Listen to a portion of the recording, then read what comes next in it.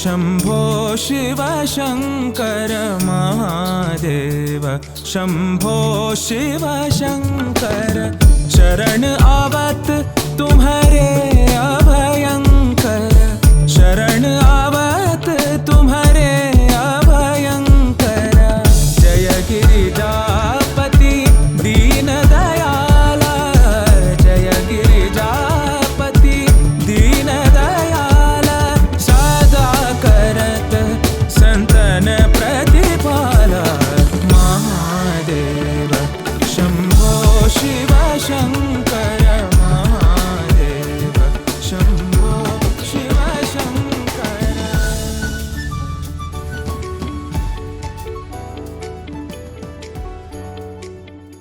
Good evening, everyone, and a very warm welcome to all of you to this edition of the Right Circle series, which is done in association with Prabha Kirtan Foundations, presented by Sri Cement, and we've partnered with ITC Rajputana, SAS Women of Jaipur, and the Spaggia Foundation to help us get everything done. We have a very strong session programmed for you today, and extremely happy to welcome Swati Narayan amongst us, who's an academic. Okay, that's great. Come on.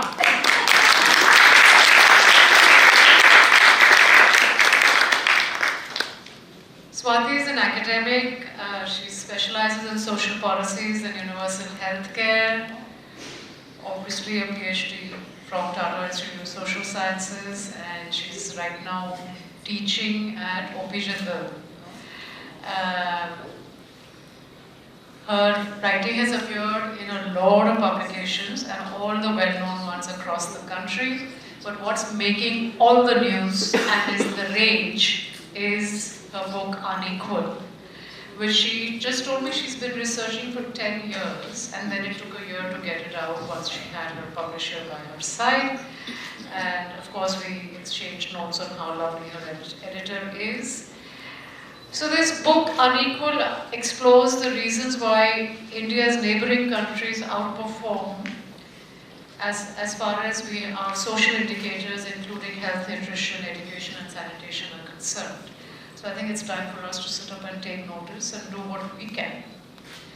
In conversation with her is, and again I'm equally happy to have her, and I'm actually kicking myself in my butt saying, why haven't I had her moderate sessions before? So apologies, Kanchan. Currently professor at IDS Jaipur, and she's also served as an officiating director at IDS itself till 2018. Over 35 years, are you sure you got that number right? You don't look it. Of work experience with IDS, with University of Sussex. She's also done a lot of applied research, evaluation.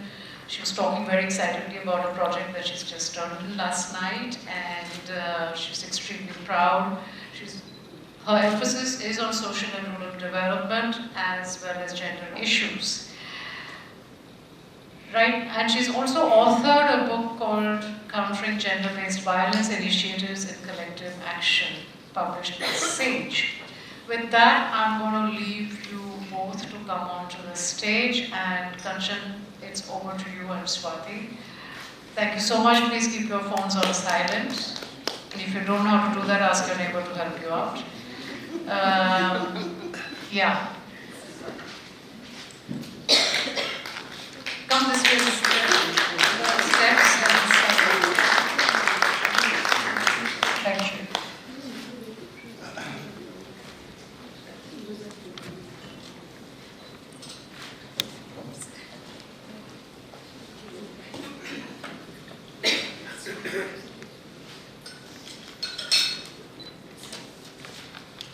Delighted to have you here, and extremely glad to have read your book and enjoyed it immensely. I think in a time when we keep cribbing that children are not reading, I think adults are also not reading books. So it comes as a real delight.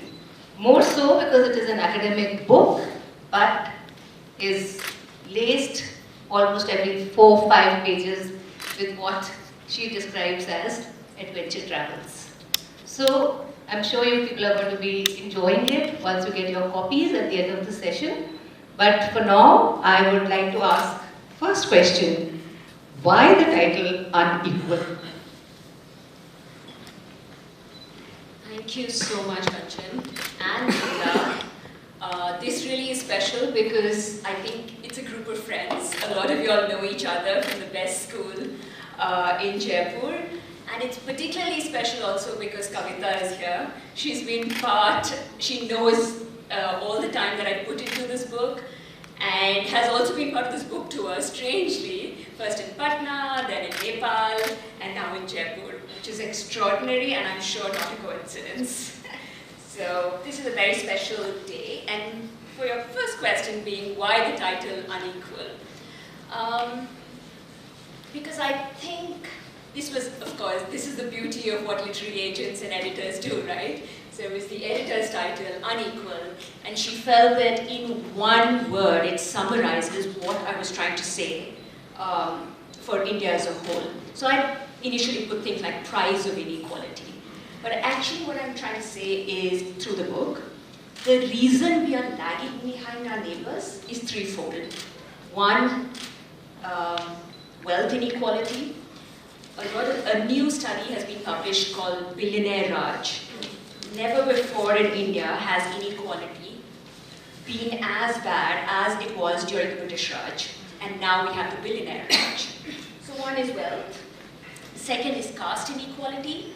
And the third one is the differences between men and women. So these are the three of the inequalities of the many that exist in India, which is why we lag behind our neighbors. So that's the reason for the title. Okay, thank you. You know, strangely enough, I've traveled to each of the three that you were talking about. Yeah. And even for me, it came as a surprise that how they have leapfrogged us. I mean, you know, because when you are traveling, you are working, you are looking at things, but only when you read it the way you put it, then you become conscious that, really? And 2-3 people that I have conversed about the book with, they've all said, no, not possible. So I said, I have Swati to convince you for that. So, of course, title of the book. Then, what kick-started this research? So this is a really long story, but I'll condense it. So it started in 2005-06. I was working with an international NGO in their South Asia office, and I was told, okay, write a report on South Asia. And at that time, I read Shantres's article in the Hindu called Bangladesh Leaps Ahead, or is ahead of us. I wrote the whole report on South Asia, sent it to him, and I did it based on the numbers that he had spoken about. And so since that time, we've been looking at the numbers. And in 2019, he became my co-guide for this PhD. And it's been a really long journey over 20 years. But in those 20 years, then Nepal suddenly, its numbers started becoming better than ours. So then we tried to look at what is the story behind the numbers. Why is it that across human development indicators, education, healthcare, nutrition, sanitation, maternal mortality, female literacy, these countries who are poorer than us are doing better than us? So this was the key question. Okay. Yeah. So since you mentioned John, and many of us here are familiar, and we've met him several times, particularly the ideas crowd, I'm just going to read out one line, because I would like you to read many more passages. He says that, as recent research has shown, for instance, India's continued failure to eliminate open defecation has something to do with the difficulties of turning sanitation into a widely shared responsibility in a country where disposing of shit was traditionally considered to be a job of specific despised castes. So I think he really has summed it up well by saying that, you know, that we have delegated it and we are making sure that this is your responsibility. So open defecation remains a major problem. Then another question that strikes me is that why did you choose these particular countries or regions that you call your eastern neighbors and southern supermodels? Sure. So thank you for reading that passage. So if I could just elaborate a little bit more. Vezwada Vincent, for example, is running a campaign for a long time, very powerful campaign called Stop Killing Us. The fact that to this day, in the 21st century, when we're sending satellite missions to the moon, or was it Mars? No, it was moon. To the moon. In this day and age, the fact that, I forget the numbers, but I think it's every single day, including near my house in Mumbai, sanitation workers died last week. The fact that all spaces, all occupations for the last millennia have been based on caste. And this is something that doesn't seem to be changing, despite the fact that we're trying to make education as an avenue for social mobility. But it doesn't seem to be working, because discrimination continues to pervade. So that was, I think, one of the main reasons why India lags behind, because we're suppressing half our population by not reaching their highest potential. But coming back to the countries and why I chose, so there are two sets of countries. One is called Eastern Neighbors, where I compare Bangladesh and Nepal with Bihar across the border. And in the other set, I compare Kerala and Tamil Nadu with Sri Lanka. So let me just explain, because both of these are geographically contiguous. They just have an international border, and I literally used to cross across borders. So I used to go from West Bengal to Dhaka just by taking the local train to the last stop, and then taking the bus, crossing the border on foot, taking the overnight bus, and reaching Dhaka. So this was very, sorry, and the ferry, exactly. In fact, the bus goes on top of the ferry and then takes you to Dhaka. So it was a super adventurous journey. And so they're geographically contiguous and also have similar population sizes, history, per capita income, not same history, but similar history, and in some cases, similarity in languages. In Bihar, they speak a dialect of Surjapuri, which is a mix of Bengali, Hindi, and Nepali. So that's one. And in terms of the southern areas, 3 different languages, Malayalam, Sinhalese, and Tamil. But it's very extraordinary that for the last 100 years ago, they have had human development indicators better than the rest of India. And right now, Sri Lankan women live for 78 years, which is as long as American men. Even women in Kerala live 10 years longer than women in Bihar. So I wanted to understand, it's not like all of India lags behind. What is the special thing in the southern states and in Sri Lanka that with low income, they have been able to go ahead in social indicators? So 2 different sets. Yeah. Okay. And sorry, but I also have to say, sorry. Yeah. In the southern states, I didn't do a primary survey, but in Bihar, Kerala, and Tamil Nadu, in Bihar, Nepal, and Bangladesh, I did a primary survey. So maybe you'd ask me about that next. Yeah. No, and I also wanted you to tell the audience about your selection, like districts in each, so that it gives a bit of clarity. That is not the whole country as a whole, but you are chosen. Absolutely. So of course, I mean, if you're working with genres, you will follow the academic method. Yes. And those of you from IDS, my background is also actually in development studies. Okay. My master's and PhD. So, so I took the census of the 3 countries, India, Bangladesh, Nepal, did a randomized the villages, and then at random picked villages. So there were 20 villages in Bangladesh, 20 in Nepal, and 40 in 2 different districts of Bihar. Yes.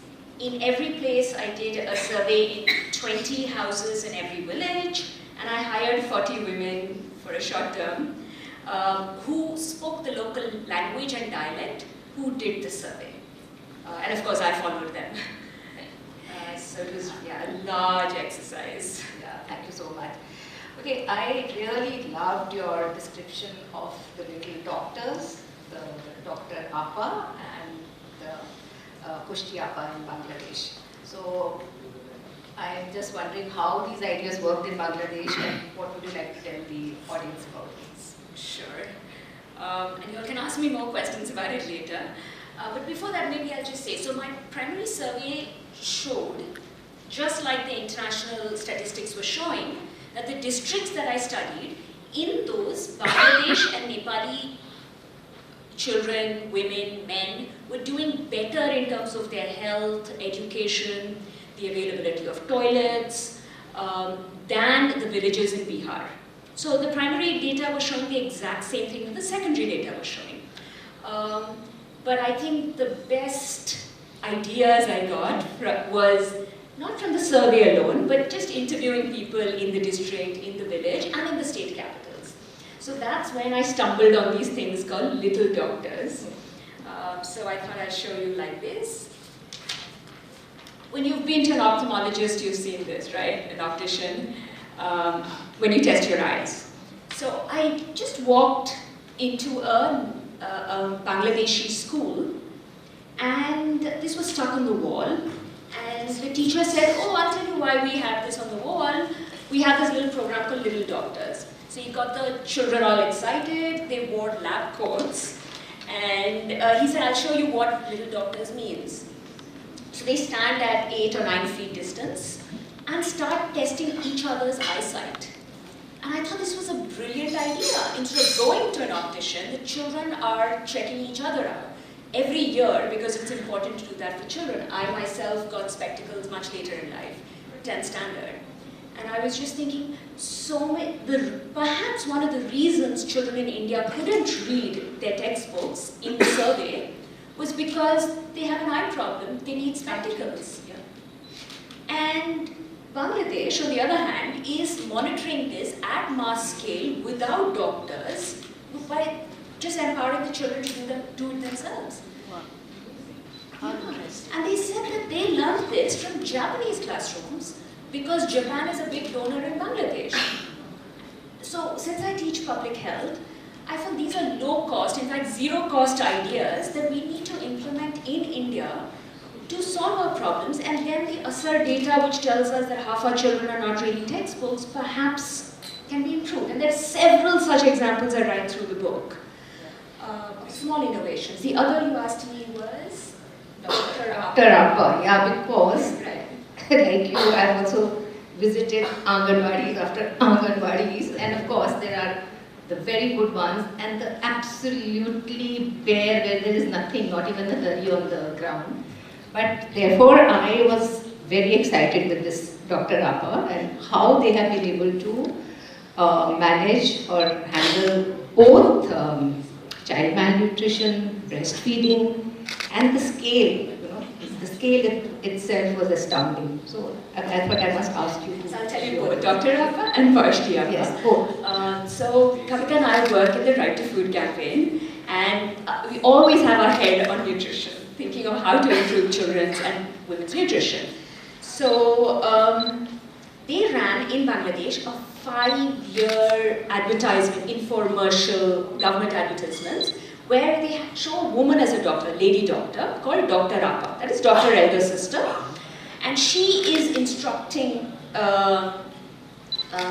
women who are pregnant to how to breastfeed, and also telling mother-in-laws, you should improve the nutrition of daughter-in-laws. In fact, one of the surveys shows the biggest problem in Uttar Pradesh, Bihar, etc., is that the weight of pregnant women at the final trimester of their pregnancy is less than the weight of African women before pregnancy.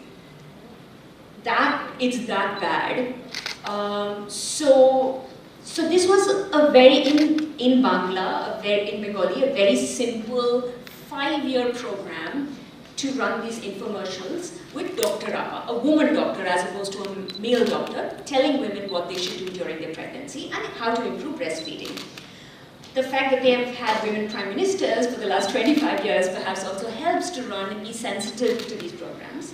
The second one is the Parshti Appas. So many NGOs in contract with the government for, I think, 5-10 years, but now it's closed, this program. They had nutrition sisters. So like the Ashas, they went door to door, told mothers in small katoris how can you feed your child, what you should feed them at different age groups. So in India we have a couple of advertisements, Poshan Abhiyan, I think. Yes. But it is nowhere near the same impact as if you go door to door.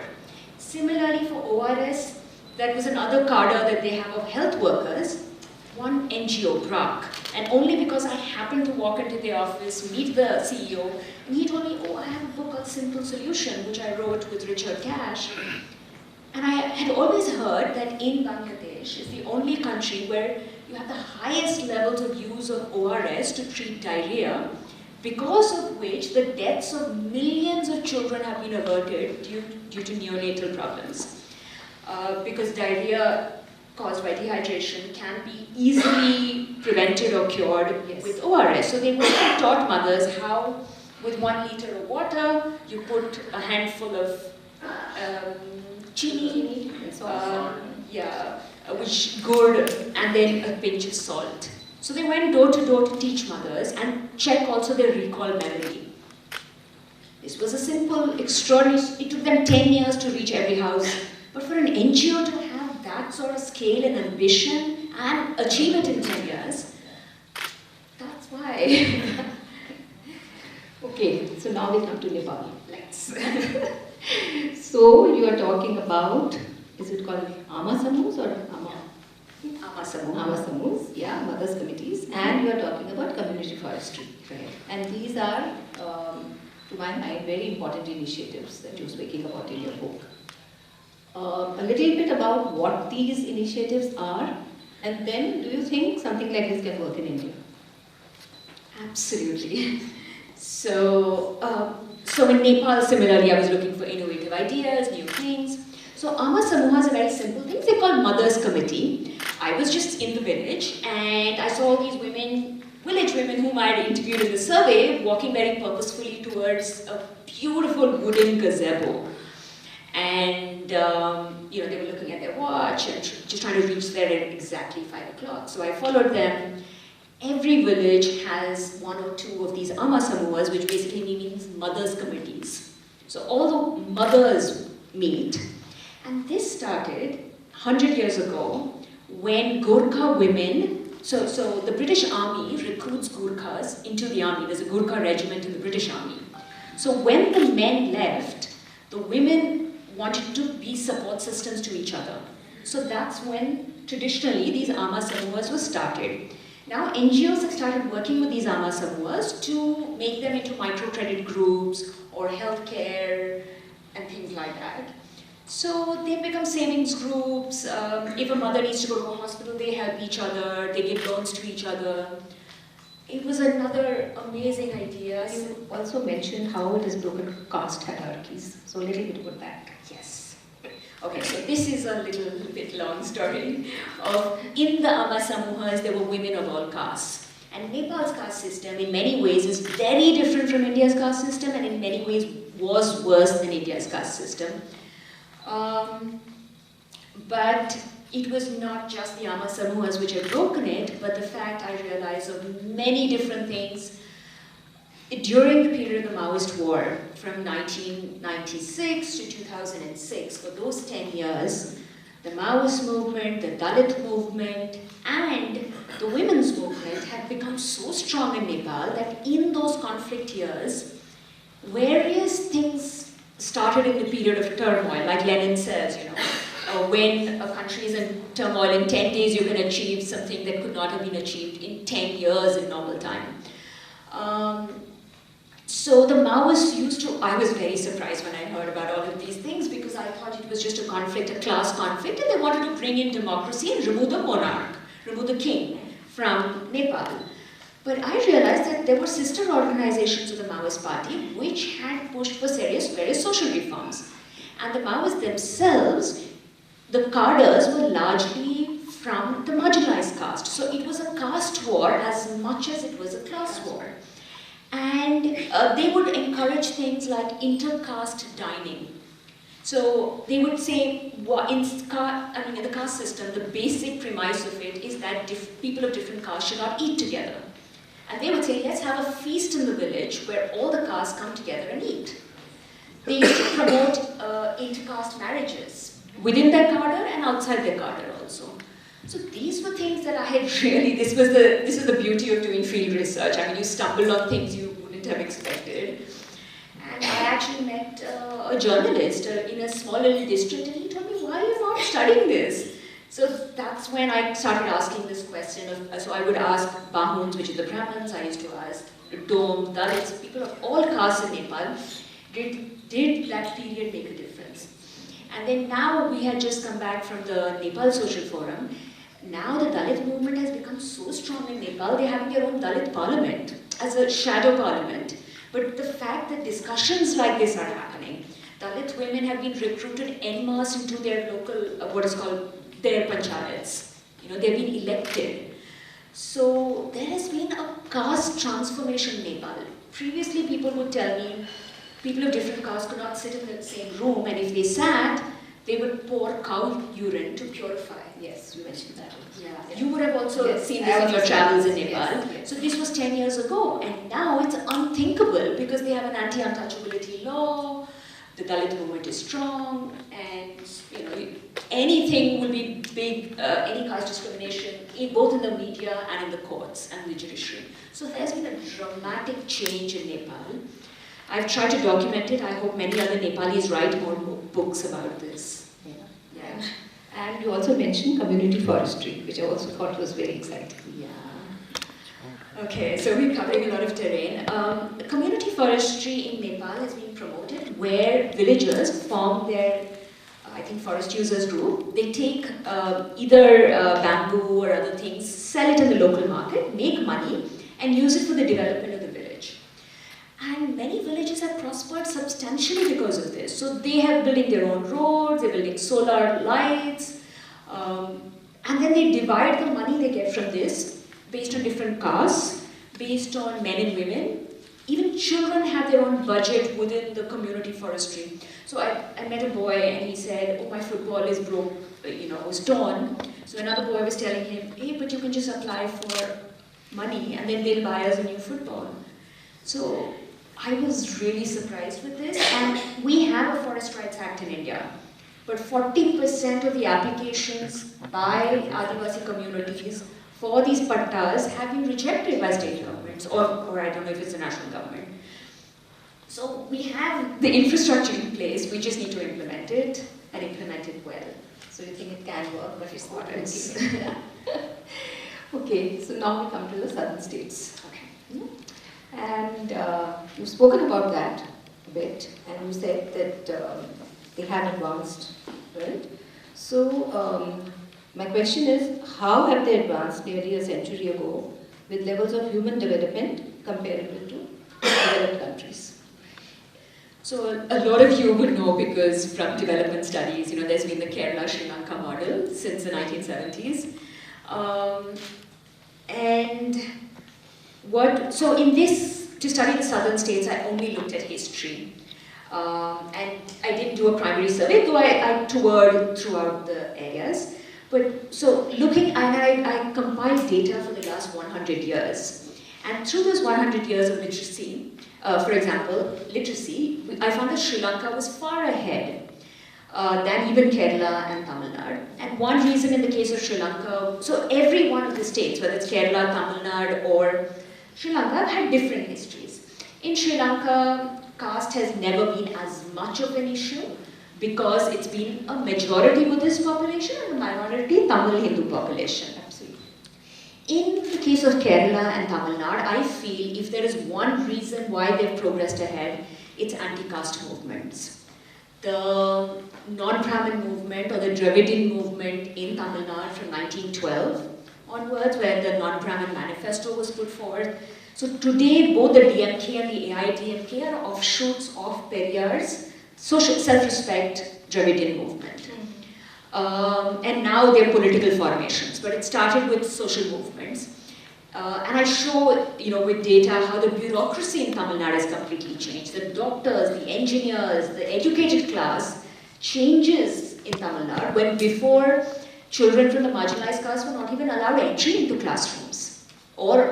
And similarly in Kerala, the anti-caste movement, so you remember Mahatma Gandhi was part of the Vacuum Temple Entry Satyagraha, where marginalized castes were not even allowed entry, forget into the temple, into the public roads. Kerala had not only untouchability, but unseeability. You couldn't even look at a person who was from a Dalit caste. So this has all completely transformed because you've had anti-caste movements. I also write about the Chanar upper cloth revolt. Yes. When in Kerala, women were not allowed to wear a blouse from oppressed castes. That has changed because of the women's movement amongst the oppressed castes fought for, I couldn't believe when I was reading the history books, it's 50 years they fought for the right to wear a blouse. So I feel unless we have these social movements, and that's why I feel, so I really feel like being part of social movements is the only way we bring about social change. And that I think is and that reduces social inequality, and that then as a byproduct improves human development or social indicators. So this is a long journey, 100 years. So the whole idea was to give the audience here who's not read the book a very, very good insight into a lot of issues that you have covered. But I would really like you to read some of your favorite, either a favorite anecdote or, as you call, adventure travel, which was your most favorite. Oh, but you already told me what to read. No, you don't have to read that. Read something else. I can tell you many I've marked. Oh, you marked many. Just tell me the page number, please. You can begin with 93, and then we can, in the meantime, we can look for another one. No, I'll just read one. Just because I would rather have questions from you all. Okay. Yeah, okay, so let's do the one on 96. 96, your field notes. Yeah, so I apologize, this is not a particularly fun adventure, but I think it's something that all of us would relate to, particularly in a room with so many women. And given the fact that I'm writing this from Bihar, oh sorry, I'm not doing that one, I'm doing the, just give me a second, let me find the important one from Bihar.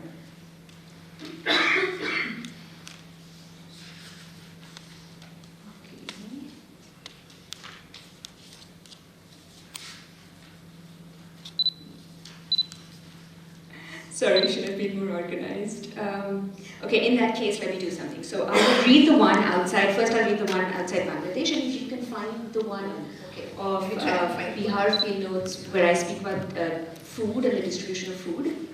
Okay. So first one from Bangladesh. Okay. So one night after dinner at the factory canteen near our village, I quickly jotted my observations in my field notes. Outside the jute factory, on either side of the road, there was a line of tea shops, arranged like American bars, with stools, with the owner, the bartender, in the center of a square arrangement of 4 tables, and the customers on benches around him.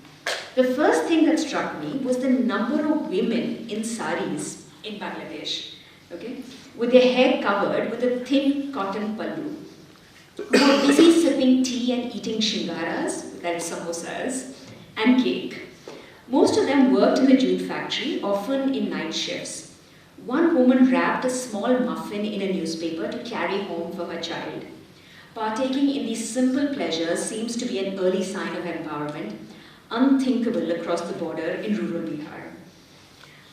This is about the fact that now Bangladesh has a higher female workforce participation than even India.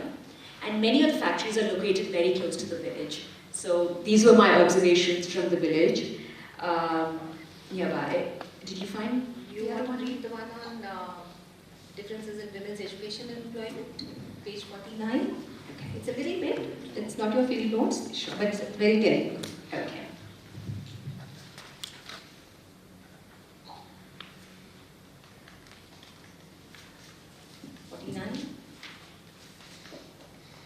Okay, so not from the field notes, but this difference in women's education and employment was perhaps the most telling contrast across borders. In one Bihar district, the women who eventually joined my team after much coaxing were all married. They had to juggle multiple responsibilities and return home each day before sundown or face the wrath of their mother-in-laws. In the other districts, we did finally manage to find unmarried female students to join the team at modest wages. But their parents were livid when they realized that the survey, my survey, had questions on contraception and family planning. In contrast, in Nepal, our team of young local researchers who had recently graduated from high school were not only more competent, but also familiar with sex education. Thank you. So I think we open it to questions. Please, let's do that. Questions, please, audience. Anything you'd like to ask, Swati? Yeah. This is my turn.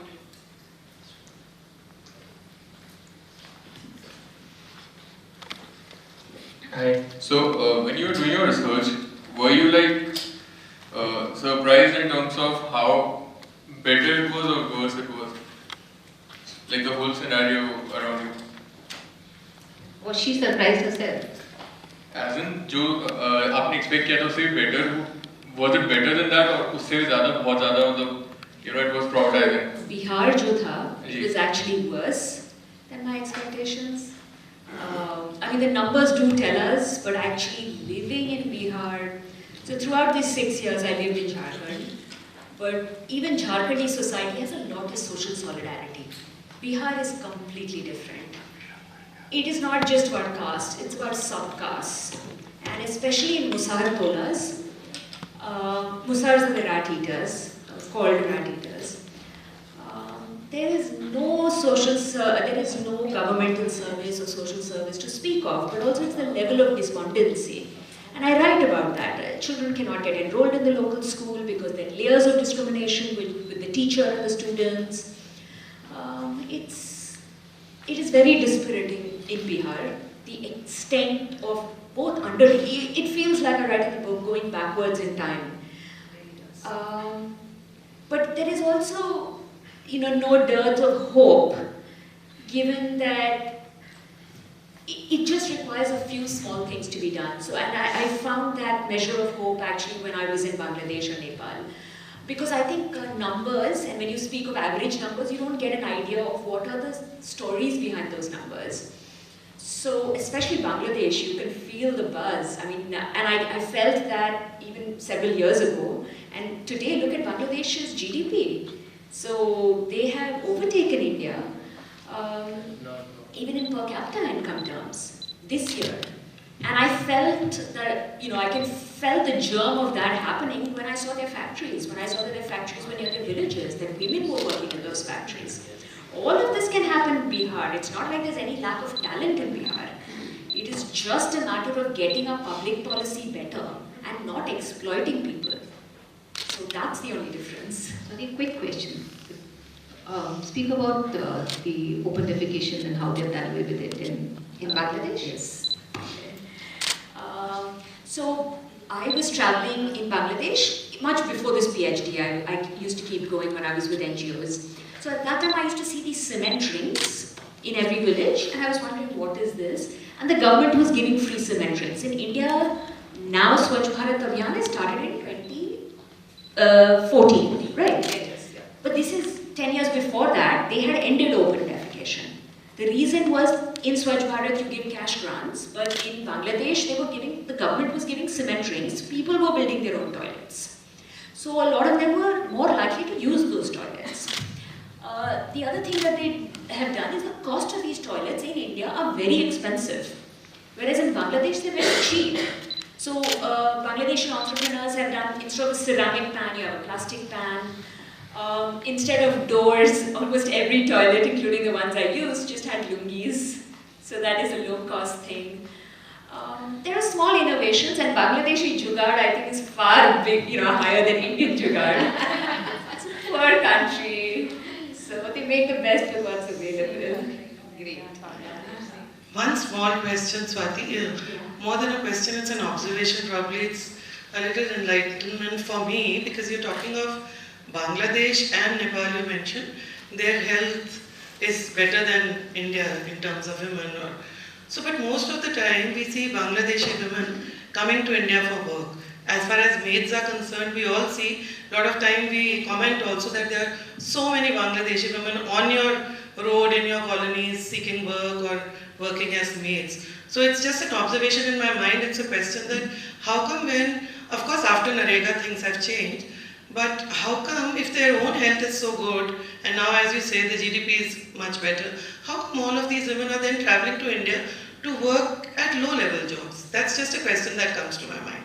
I could not be very right also. You can just throw some light on this. Sure. So I think it also has a lot to do with history, because a lot of the migration from Bangladesh happened after the Liberation War. So there were two, and I write about this, there were three waves of partition in Bangladesh. First was in 1905, when the British divided East and West Bengal. Then was in 1947, 46-47, when there was mass migration. That's when the Hindu population largely moved to West Bengal. But also there was another migration during the 1971 war. And also I write in the book, I mean, I learned so many things about it during my research. It was not just that the Urdu-speaking population largely, whoever was remaining, and the last zamindars went. So the zamindari population came to India, the Hindu zamindars, during the 1946-47. 1971, whoever the Urdu-speaking went to Pakistan. But the thing is that Operation Searchlight, which led to the Bangladesh Liberation War, was actually hugely traumatic for women. There was mass rapes of women. And that, I spoke to a lot of Bangladeshi women's movement activists, and they told me that this created a change in the patriarchal bargain, a renegotiation, and an awakening of the feminist consciousness. Women realized that even their families couldn't protect them in such a war situation. And I think that is why you find Bangladeshi women, even those who have crossed the border, are far more willing to just take up any job available. But I think that will change as Bangladesh grows more. So for a long time it was that there was education in Bangladesh, health was okay, but you didn't have enough economic opportunities. But now with growing growth in Bangladesh, I think perhaps fewer women. And also once you cross the border, unfortunately they have this idea, and even in the villages I would go to, I was of course treated amazingly well, because they really love Indians. And they have this idea that India is very prosperous, just like people, coming to Mumbai and thinking it's a Maya Nagari. Similarly, they have this idea, it's only when they cross that they realize India is not what they think it to be. So things will change, but that's why it's Bangladeshi women looking for survival in any way they can. I think you had a question. Sorry. It's just my perception that I think you've chosen Bihar, which has always been a major problem for India through history. In fact, Lalu Prasad Yadav, when he got the Prime Minister from Japan, Prime Minister said, give us Bihar, and we turned it into Japan in 10 years. So Lalu said, give us Japan, and we turned it into Bihar in 10 years.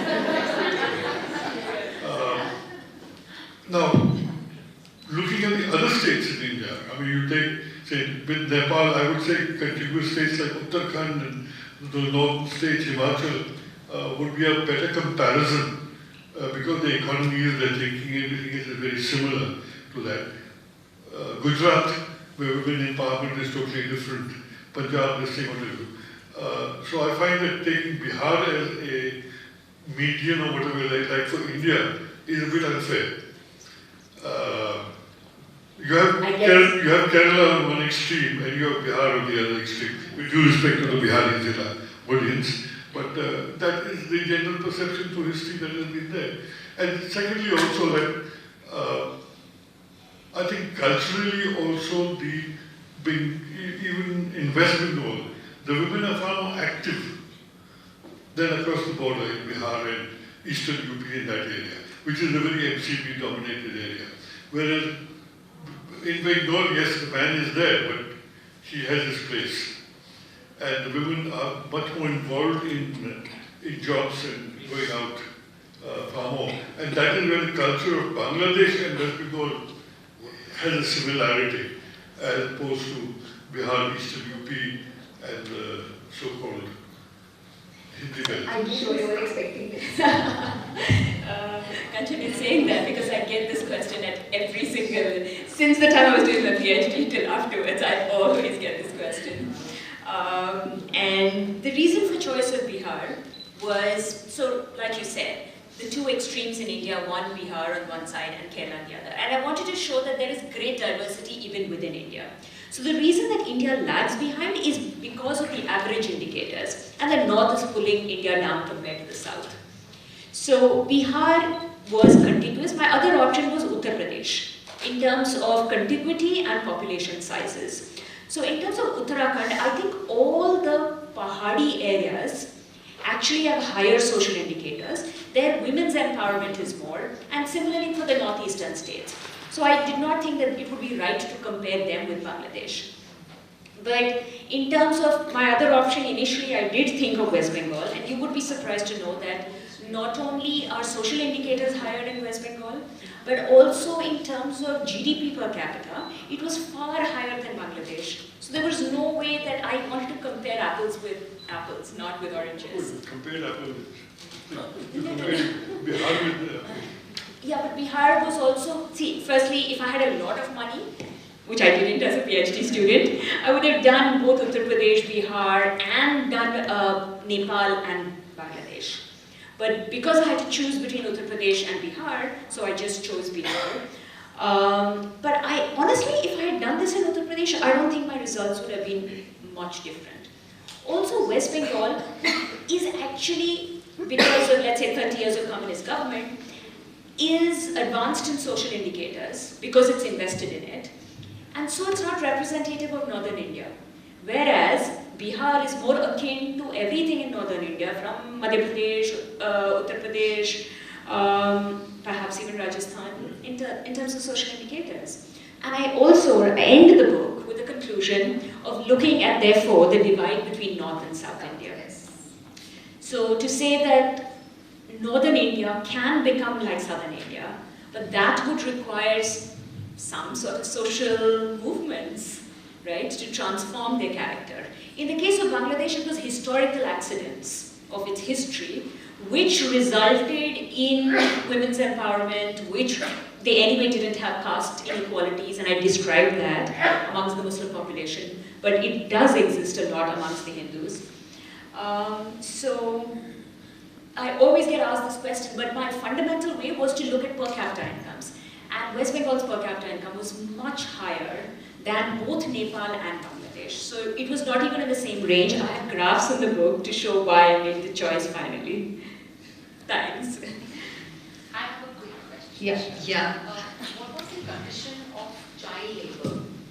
I mean, if you covered, or if you could, just throw some light on this, when you were around these places and your research was going on, what is the condition of child labor in all of these places, especially Bihar? Especially Bihar. Yeah. Of course, it's terrible in Bihar. That's why I mentioned Not especially only Bihar. child labor, but also there was the Muzaffarpur shelter home case, Yes. where women, orphans were exploited in the shelter home. And that was one of my field districts. I mean, child labor is extraordinarily terrible. But I was also thinking, it's not like it's not there in Nepal or in Bangladesh. In Nepal particularly, as the remnants of war and extreme poverty, I did find it even in villages. And a lot of Nepali children also get sent to India to work. So that's the thing. It's not like Bangladesh and Nepal have progressed substantially. Bangladesh is now progressing in economic development, but at least for a long time, it's only social indicators. But economically, poverty still exists, and that's why we say that these are poor countries, but they've done well through health education. But nowhere am I saying that all their problems are solved. They remain very much underdeveloped countries, as do we. And Bihar, of course, needs work on every front. Child labor in the book? I don't look at it in the book. No. But I mean, you're asking me from my travels, of course, I saw it everywhere. Oh, Yeah. one or there. Then, thank you for a very engaging discussion and very interesting insights into the indicators. But there are two questions that come to mind. One is the Parda system. I mean, in Bangladesh, one would imagine that Parda would, the veil would be important, but so also in Bihar. and how it impacts the mobility of women in both these places? Lovely question, the first time I've heard it. So I do talk about it a lot in the book. Yes. So, as you said, in Bangladesh the parda system used to exist, but I also write about Begum Ruqia and how from her time in 1911 she dreamt of a ladyland. And in fact, I have many quotes from her where she says that if half your population is in parda or suppressed, how can we progress? So there was the renegotiation of the patriarchal bargain and breaking of the parda that happened after the 1971 war. And then women started seeking employment outside. So as long as you have a job, in Bangladesh, women who have NGO jobs can drive a cycle. So it's one of my questions in my survey, what is your mobility? Do you need permission to go out? So in Bangladesh I found, also we have, women don't necessarily wear the burqa, they only cover with their pallu, that's it. But that said, it's only if women have an excuse to go out, which is employment or education, go to school. So now there are more girls than boys in Bangladeshi schools. But without that excuse, women's lives remain largely confined within the house. And also child marriage is there in Bangladesh. In Nepal, of course, there's no culture of parda except in the Terai region, which is Bihari migrants who have made the Terai their home. In Bihar, large parts of India actually, it's not just the parda, it's not just about covering your head, but lack of mobility. So lack of literacy in Bihar. Amongst the Musahars, we are still looking at literacy at less than 50%, almost like 20-30%. Amongst women, even less. Women don't have, even in India, I was actually surprised even getting these numbers.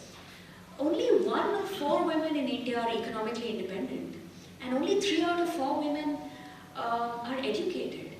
So in Bihar, women's lives are just confined to the chula. And I lived across the borders, I only lived with villagers. And as a woman particularly, so there was one of the things I didn't read about, but also women eat last. So yeah, we need to do so much, break the parda. It doesn't change. Last, least, leftovers. It's the same story exactly. You had a question. Can I have the mic, please? Later, I can go last. Extremely interesting conversation going on. Am I to understand that major part of the study was 1996 to 2006 or later? No, 2016 was when I did my film survey. 2016. So now 7 years hence, a projection must have been there in your mind of what is going to be the outcome of the things that you saw developing in Bangladesh and Bihar in the period you studied it. As I can see in the conversation, your attitude and understanding of Bihar is that it's dismal. Nothing seems to change there. While in Bangladesh, things have taken a turn for the better. But there has been a change of the ethnicity of Bangladesh also in this period.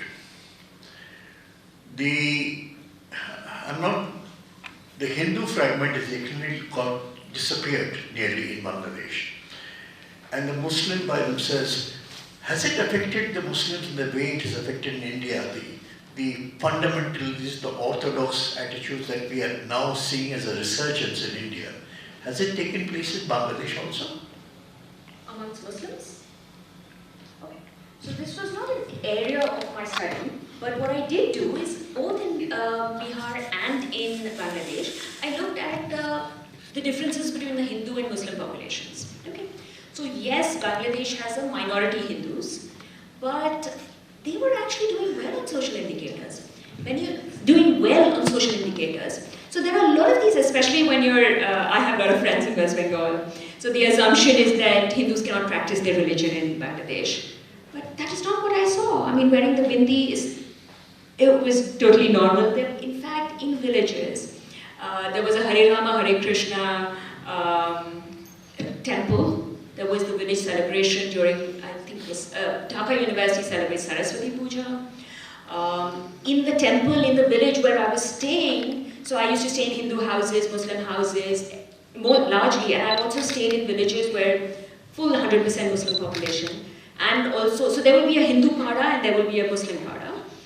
But I didn't find any difference in social indicators amongst the Hindu population. But I do write in the book, yes, it's not like you don't have fundamentalism or terrorism there too. And even when I was traveling, there were episodes of that, which resulted then in the bakery shootout in Dhaka. So the Bangladeshi government was very reluctant to give me a visa actually to travel there. So but I have to say that Sheikh Hasina has really reduced. In fact, now perhaps she's going to the other extreme of high levels of authoritarianism. But she has really reduced terrorist activities within Bangladesh, but with an iron hand. So that has happened. In terms of your question, was it only confined to Bangladesh or also Bihar? Bihar also. Okay. So I did two districts. One district was dominated by Muslims and one district was dominated by Hindus. And I actually wanted to see, is religion a factor? And the idea was the Hindu district I would compare with Nepal and the Muslim one with Bangladesh.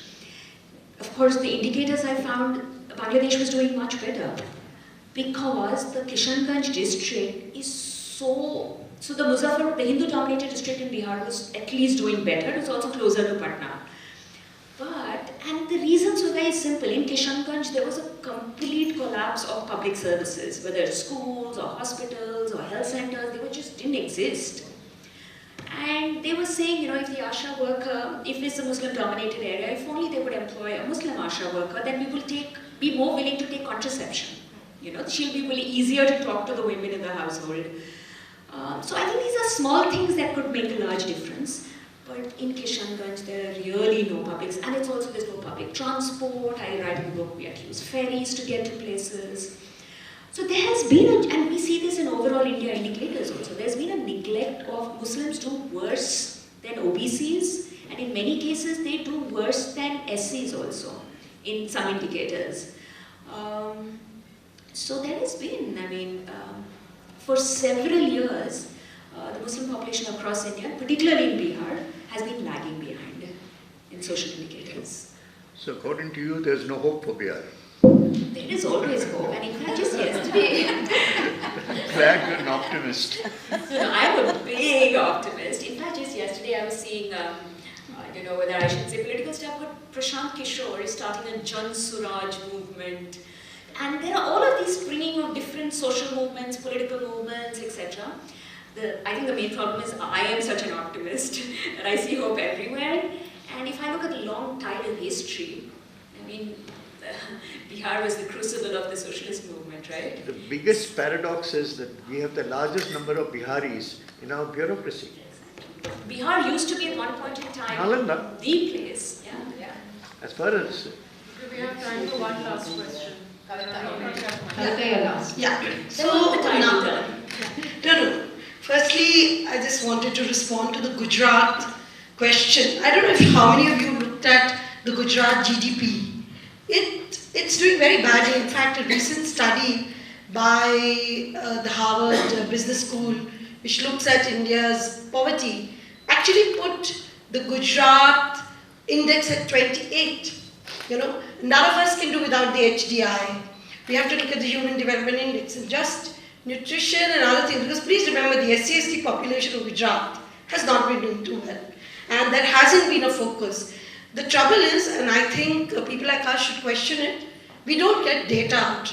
Since 2018, I think no data is coming out because it doesn't speak well of the narrative that is tried to be presented about India. So you will not put out data.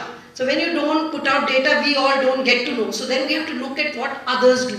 Say for instance, Indian inequality data, which we regularly got from various studies, the NSSO, etc. We had to keep looking at CMI, through them. So I think number one, we have to realize that Gujarat, even at the time when you now have the BJP ruling for 25 years, from 1995 to 2014, there was only an increase of 1.7% in the Human Development Index, and it stood at 13. It's in the middle somewhere. And now Gujarat is dropping, dipping. So you have to ask these questions. So Gujarat is no role model. Please remember, and I think we should dispel notions regarding Human Development Index. What I want to actually bring to the point with Swati is that Swati, how have you argued out the case for better entitlements? Because there's a whole narrative that there should not be any investment in in the public field in terms of people's guarantees and entitlement in the social sector. In fact, even the midday meal, the Great Poshan Abhiyan has reduced budgets by 33% because if you don't factor in inflation, so the budgets have come down, that Shodhra has showed all of us. So how do you factor in this point?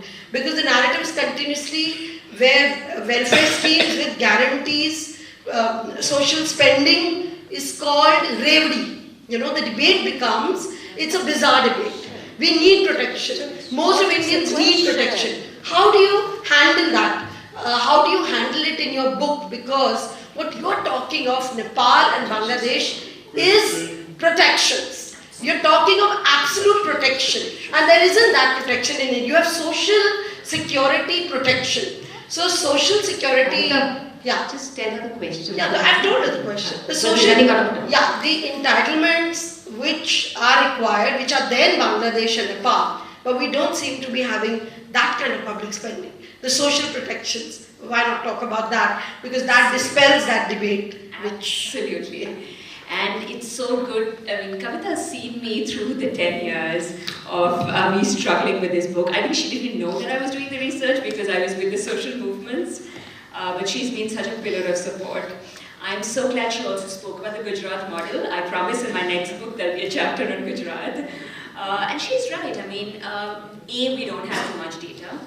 And B, that I also don't particularly consider Gujarat to be a model. In fact, if any, what I'm trying to say through the book is that Kerala, and I use this word called supermodels, though as economists you don't believe in models or supermodels, it's better to say experience. That the Kerala experience and the Tamil Nadu experience is showing us how important it is to have public spending for public welfare. We don't see that in Gujarat.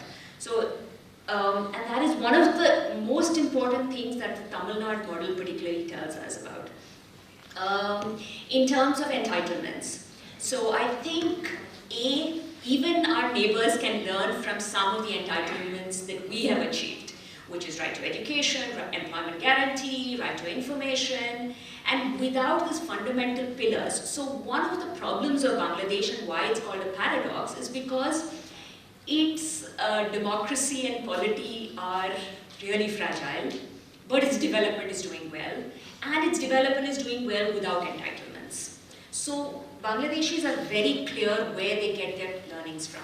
They're looking to us for these rights-based laws. And many NGOs clearly said, we wish ours was bottom-up, like India is, rather than top-down, the way Bangladesh's progress has been.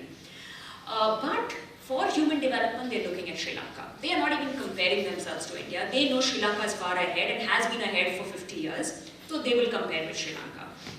In terms of Nepal, Nepal has gone ahead of us in terms of entitlements. Because in their 2015 constitution, they put right to education, health, food. It is an extraordinary constitution. And what the Dalit movement is now achieving in Nepal, I think let's learn from them. And through the book, especially in the end, I say there is no way forward than an entitlement. Because then if governments change, whether they rise or fall, at least people's lives and their social security would be protected. And that's why people like Kavita have dedicated their lives to being part of social movements for these entitlements. So, yeah. Thank you so much. It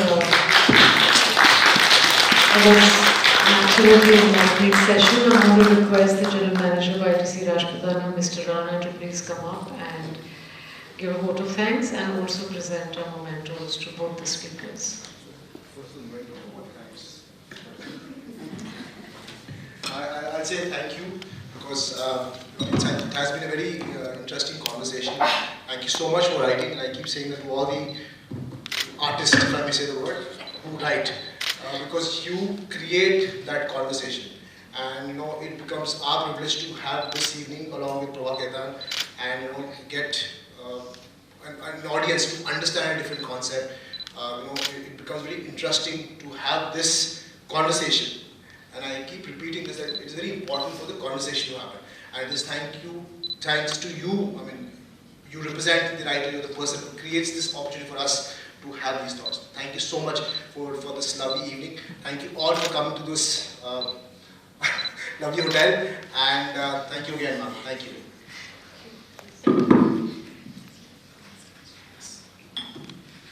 So I'll give you the author first. Yes, absolutely. Yeah, ma'am. Yes, thank you so much. Really appreciate it. No. Yeah. Thank you so much.